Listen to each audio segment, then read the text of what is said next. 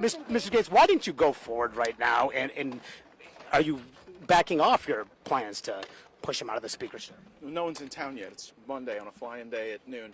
I think we'll have more folks later this afternoon. So you plan to do it today? Speaker McCarthy said he will survive this. Should he be that confident? Well, he's probably right. As I said on CNN and on ABC this past weekend, Kevin McCarthy's true coalition partner on all things of substance has been the Democrats this Congress. He worked with Democrats on the debt limit bill, and only Democrats are really campaigning on that bill. Republicans aren't campaigning on the debt limit bill. That was a Democrat bill, passed with mostly Democrat votes. Then we get to the appropriations process, and Speaker McCarthy purposefully delayed us. He tried to back us up against shutdown politics. He tried to not pass single subject spending bills, and at the end of the day, he had to utilize Democrats to pass a continuing resolution. So if Kevin McCarthy works for Democrats and utilizes Democrats in order to keep power, that would be consistent with everything we've seen from him. And if you lose, personal for you. For some people, policy failures are recast as personal because their own failures are personally embarrassing to them. This isn't personal. I can cite to you the specific elements of House rules that have been violated. Kevin McCarthy agreed to a rule that we would have 72 hours to read legislation. He blew past that. Kevin McCarthy agreed to a rule that we would not put anything over $100 million on the suspension agenda so that it couldn't be amended. He blew past that. Kevin McCarthy agreed to the Hastert rule, which is that you would never use the Democrats to roll a majority of the majority. On the last Ukraine supplemental, 101 Republicans voted for it, 117 Republicans voted against it. So does this sound personal to you? I'm pointing to specific things that Kevin agreed to that he hasn't complied with. He's just trying to subjugate his real and significant breaches of our agreement as some sort of personal dispute. But that's just more about him than it says about what we're trying to do to change Washington. Mr. Gaetz, if you lose this vote, Mr. Gaetz, if you lose this vote. How many people do you believe share your sentiment among House Republicans or in the House overall? I think tens of millions of Americans share my sentiment.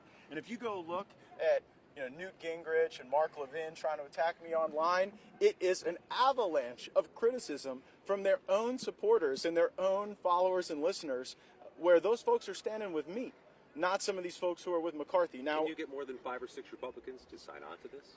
Well, we'll see, and we'll see where the votes lie. That's a great thing about having. If you lose this vote, will you continue to do this? And are you worried about throwing this institution into chaos, paralyzing an institution that your party runs? You know what I think paralyzes us? Continuing to govern by continuing resolution and omnibus. You know what I think throws this institution into chaos?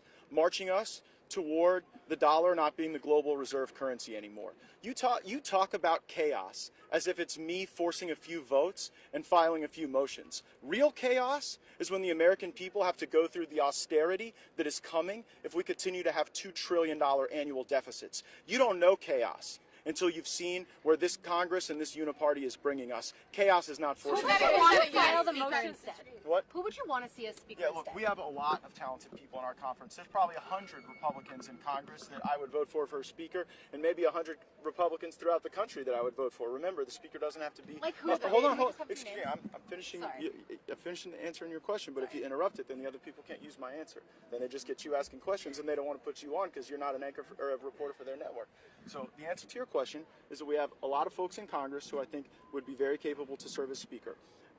We need to rebuild trust. And so I think we need someone who can connect the most conservative features of our conference to the most moderate features of our conference. And I understand that. I'm not running for speaker. I understand that it might not be someone who agrees with me on every position, but it is awkward to talk about names until we understand how Mr. Scalise comes out of his treatment for blood cancer. I am not the type of person that just says you blow by somebody because they're getting a medical treatment. Just to follow up on you didn't obviously move this resolution today here. Some are saying, well, you're going to maybe string this along for a few days.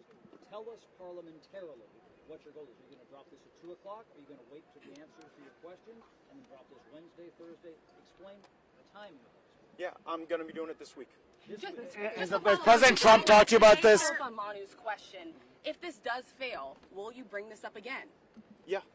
How often? Like every day? This would, do you think that you could win this vote eventually? And you're going to keep doing it until you think that you have the votes? Well, like I've said, it took Speaker McCarthy 15 votes to become the speaker.